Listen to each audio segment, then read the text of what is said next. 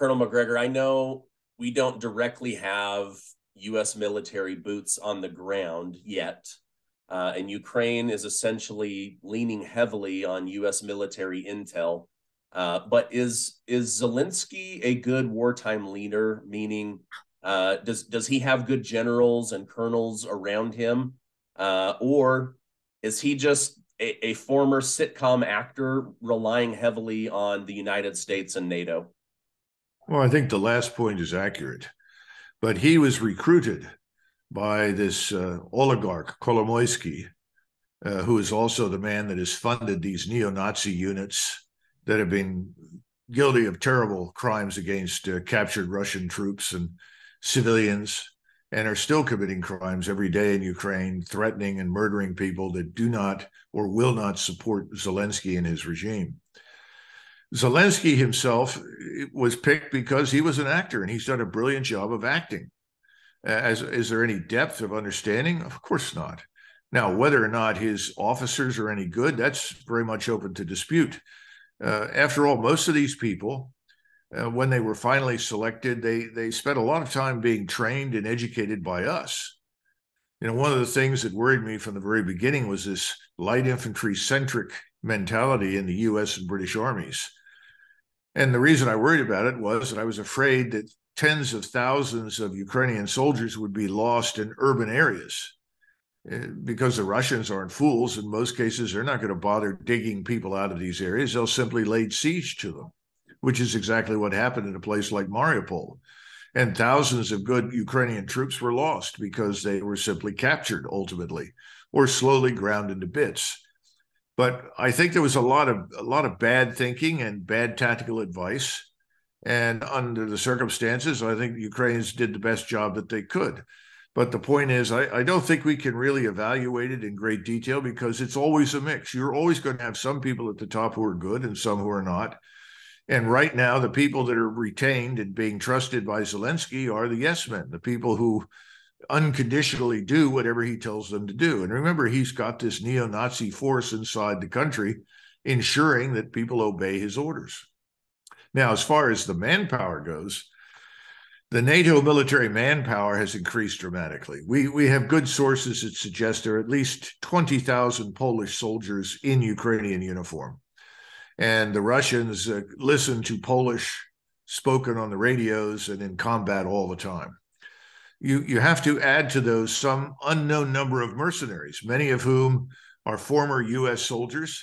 And then you have people that are there as quote unquote contractors. You know, this is an Austrian colonel pointed out in an interview quite recently. I think his name is Liesner, something like that. He said, if I take my uniform off tomorrow and I put on the Ukrainian uniform, then I'm no longer a member of NATO and serving in the Austrian army. I'm fighting for Ukraine. Well, good luck with that, because if he's captured by the Russians, they can execute him. He has no protection under the Geneva Convention. None of these foreigners in Ukrainian uniform or nondescript uniform will be safe. Then we have lots of people on the ground that are operating, as you point out, as extensions of our intelligence, surveillance, reconnaissance community.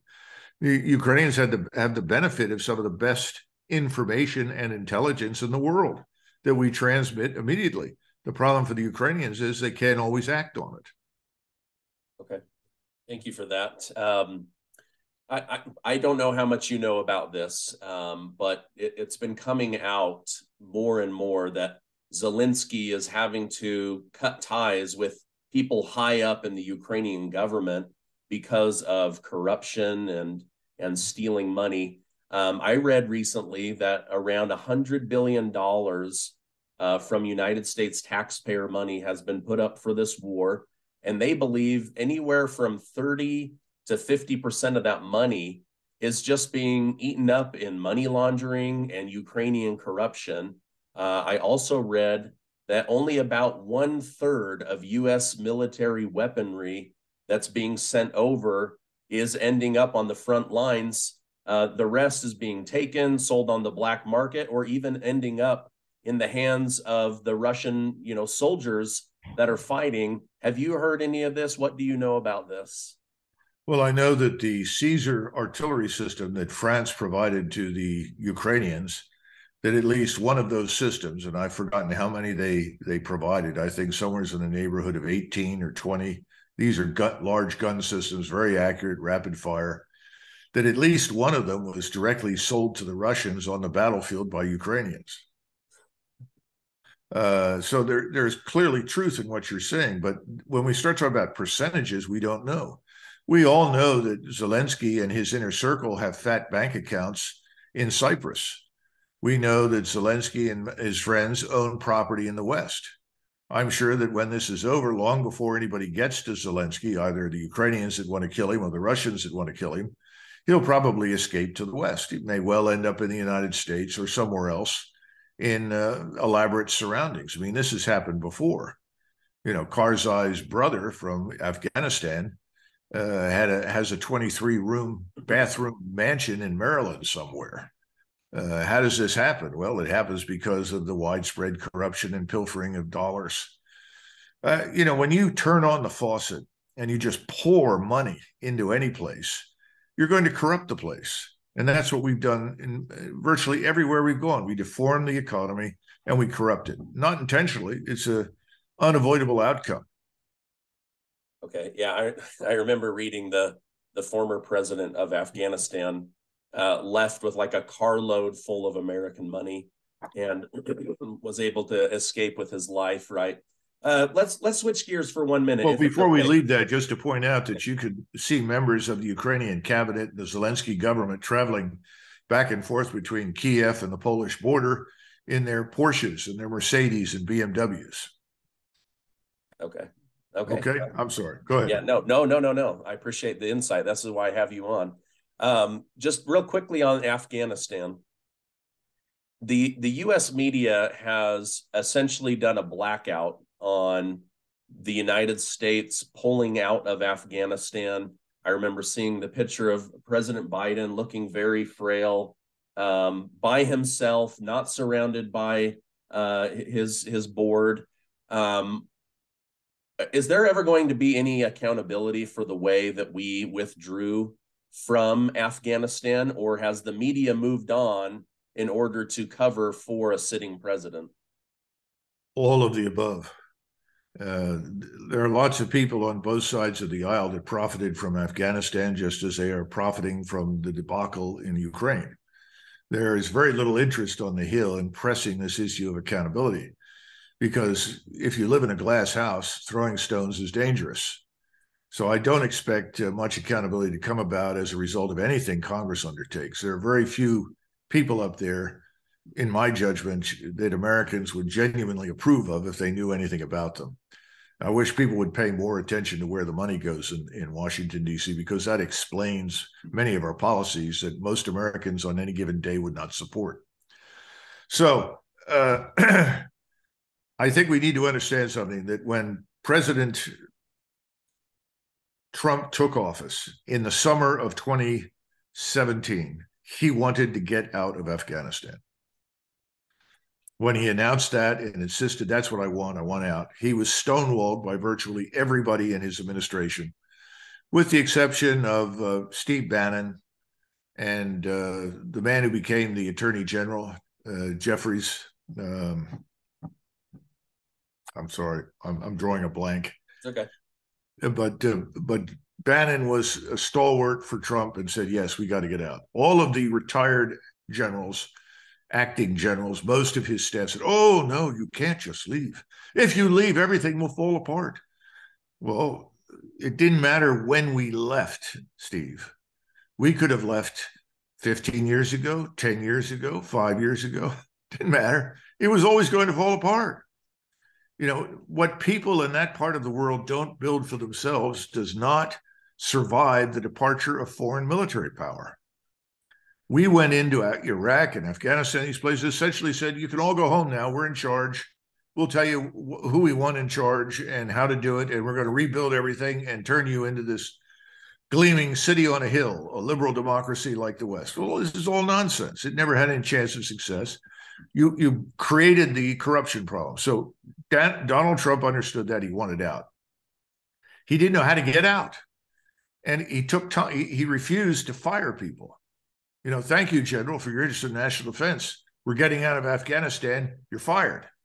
Didn't do it. He let this drag on and drag on and drag on. Finally, towards the end of his administration, he's frustrated. He recognizes that many of the things he wanted to achieve, he hadn't. He'd been subverted left and right by everybody inside his own administration.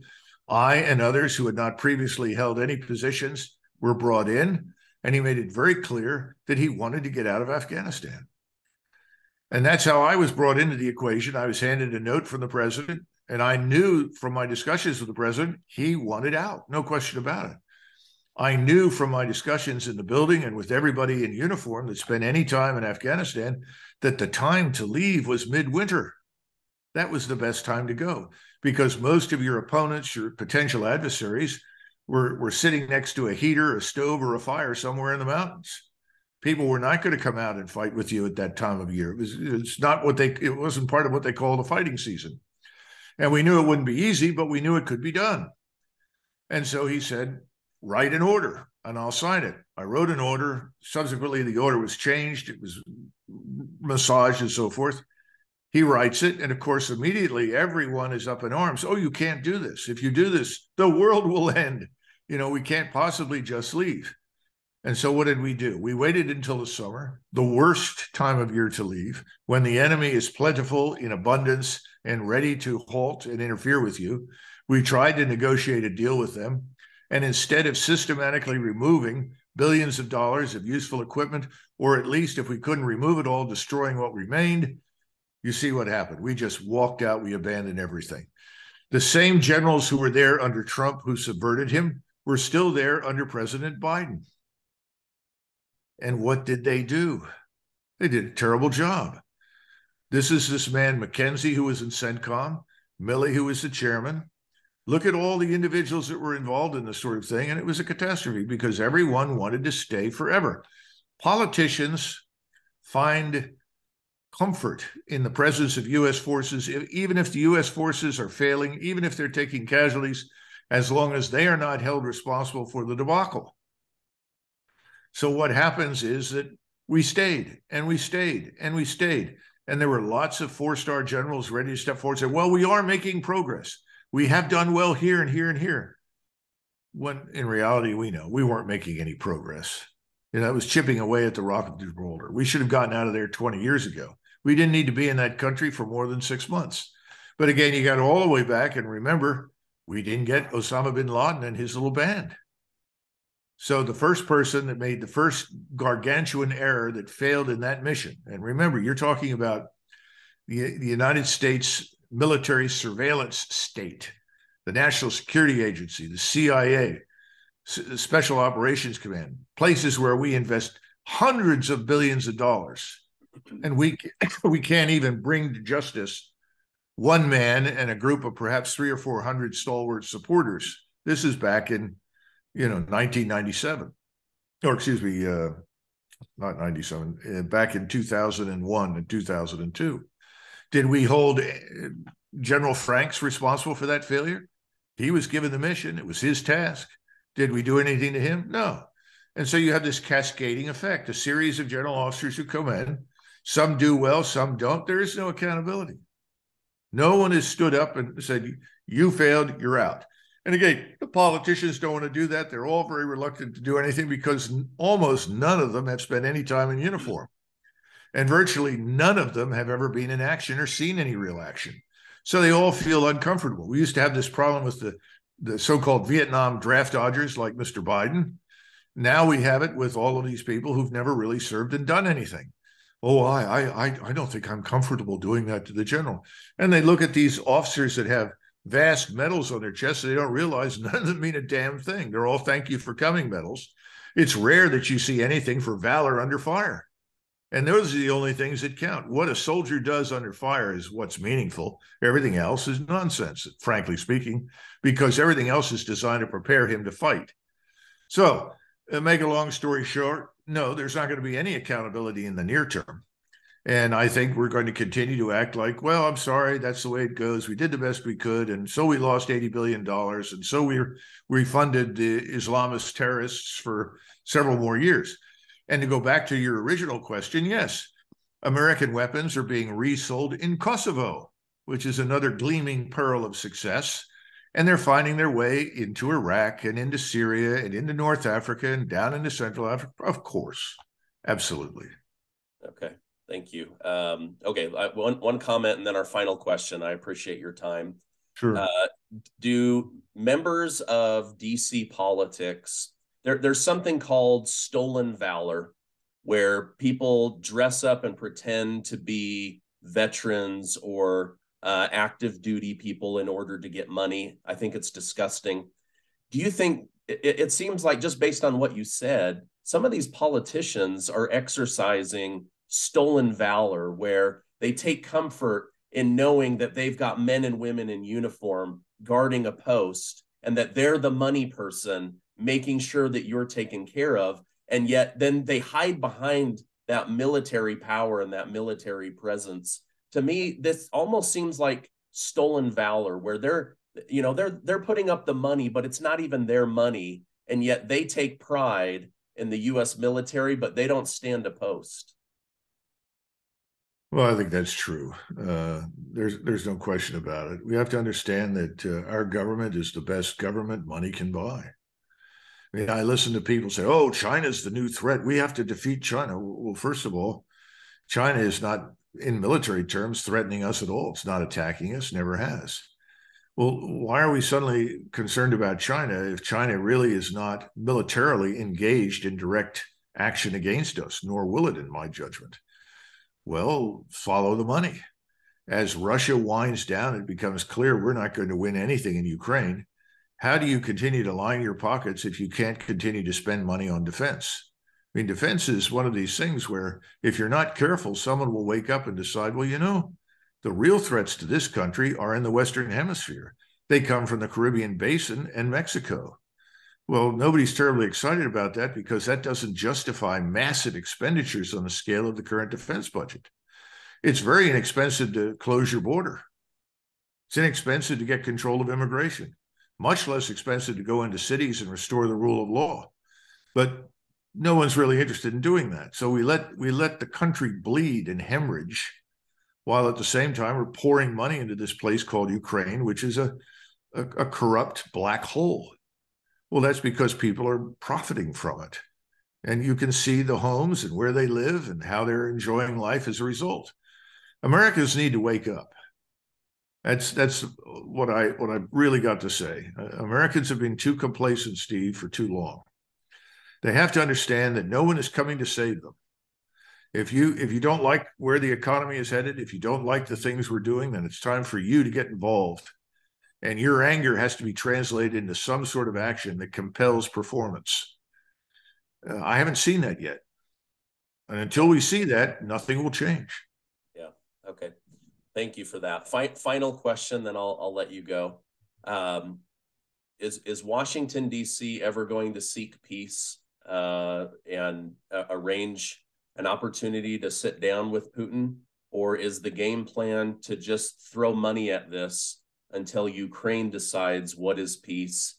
And does Ukraine even have an opportunity of winning at this point? No, Ukraine never did. It's just that Russia did not treat Ukraine as a serious opponent. And I don't think Mr. Putin ever thought in his wildest dreams that we would do what we have done in that country to keep this war going. So the answer is Ukraine is probably the last to know and has almost no impact whatsoever on this. Remember, they're down to 18 to 22 million people from a population that a year ago was 37.4 million. This is a government that's a runaway train called the Zelensky regime, doing all sorts of things that no one in this country would approve of under normal circumstances. So no, I don't think that has much to do with it. I think, again, we'll do what we did after Vietnam.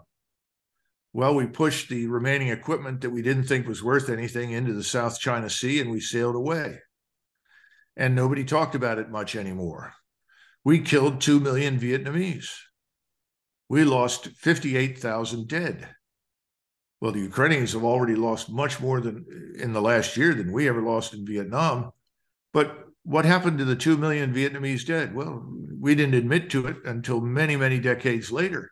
In fact, I think we said, oh, maybe we killed a couple of 100,000. We Okay. just walk away. Remember, we are primarily an aerospace or maritime power. We are not a land power anywhere except in our own hemisphere. So we always have the opportunity when things don't go our way to get on board the aircraft or get on board ship and leave. And the American people have proven repeatedly they have very short memories. And you change the subject and you tell the media to stop talking about it. And if the media doesn't talk about it, well, you go back home to your Barca lounge, you open your can of beer and you watch cable TV. That's what they depend on, the people in Washington. That's what they bet on, that no one will pay any attention.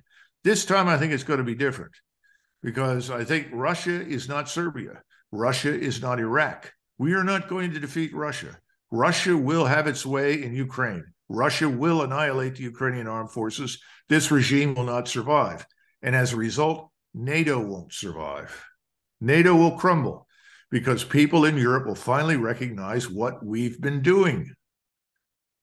Waging war overseas at great expense to them and at the expense of their national interests, at the expense of their security, and that Mr. Putin is not Dr. Evil and has no interest in waging war against the rest of Europe. On the contrary, he wants to do business with them. And the Chinese want to get across Central Asia because you want your rail lines to link you in China to railheads in Europe so goods and services can be moved back and forth. You got to have peace and stability for that. Russia has been providing the peace and stability by bolstering people in Central Asia, keeping that place running effectively so the Chinese can build this one belt, one road. We don't want that to succeed. The way to stop this successful trade route is to do what? Create instability and war. The Chinese lose in our estimation and the Russians lose, but in the long run, no. Central Asia is going to be stable. In the long run, those lines are going to open. That trade will occur.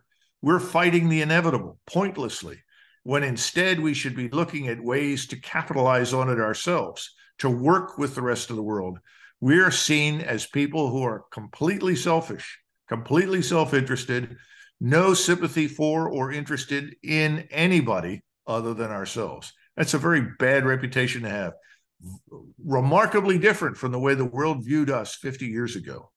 Yeah. Well, and from what we've discussed today, Germany may be the first one to wake up and say, we can't be, funding all of your wars, and we need Putin for that energy. And they that may be the turning point, because as you mentioned, Berlin, 50,000 people protesting, end this war, end this war. They may be the first one to get it to go their way. Well, we'll see. I think something is going to happen that will change conditions over there. The Europeans are the ones that are going to have to stand up and say, thank you, but no thank you. But we got to stop this obsession with this man, Putin. We're dealing with the Russian people and the Russian state. We act as though he's the single link in the great chain of evil. That's a lot of nonsense. There's no chain of evil. You can't threaten an entire nation of people with destruction and expect them to sit down with you and talk to you. I don't think Putin will talk to anybody in Washington right now. He won't talk to anybody here until this administration is gone. And I think his view of Western Europe is very similar. You've all lied to me. You haven't told us the truth. The Minsk Accords were a facade, a joke. So don't expect us to sit down and have tea with you and entertain any thoughts or ideas you may have. He'll wait until there's new leadership in Europe. And that's coming. Okay. Yeah. I'll let you go here, but Judge Andrew Napolitano mentioned to me that it seems like there is bad blood between Putin and Joe Biden, and that may be driving more of this than we know, but maybe that's for a different discussion. No, we got to get out of this petty personality nonsense. It's all about interests, strategic interests. It's not, do I like Miss So-and-so who is prime minister or Mr. So-and-so who is the current chancellor of Germany. It has nothing to do with that. What are Germany's interests? What are Russia's interests? What are our interests? We tend to define our interests in any way we like because we don't live in Europe. Yeah. We don't live in Asia. So we just make our minds, oh, well, this week, this is important to us. Next week, that may not be important anymore. But for the people that live in Europe and Asia, that live with China and Russia, that's unacceptable. Their interests are relatively permanent. If you sit in Berlin today and you look east, your views are not terribly dissimilar from the views that were held 100 or 200 years ago. You're interested in the same kind of terms of trade that will boost prosperity and maintain stability. The good thing, what has really changed, is Europeans and most people in Asia are completely disinterested in going to war. They've had enough. We're the ones that keep talking about war, war, war. Yet we do nothing to protect our borders. We do nothing to protect our country. We leave our intellectual property on the table to be stolen. We ship our industries overseas. China did not rob us of our manufacturing base. We robbed ourselves of it. Greedy people in Washington and the corporate sector shipped those things out. This is what people have to get through their heads. Stop looking overseas for someone to blame for the misery that we confront today at home. We are the authors of our own mess, and those authors are principally in Washington and in the corporate sector. Americans need to wake up. That's the problem. It's not in Beijing. It's not in Moscow. It's here. Right. Colonel Douglas McGregor, thank you so much for your time. Thank you for your service to our country. And I will definitely have you back on the show. Thank you so much. Have a great rest of your day. Thank you, Steve.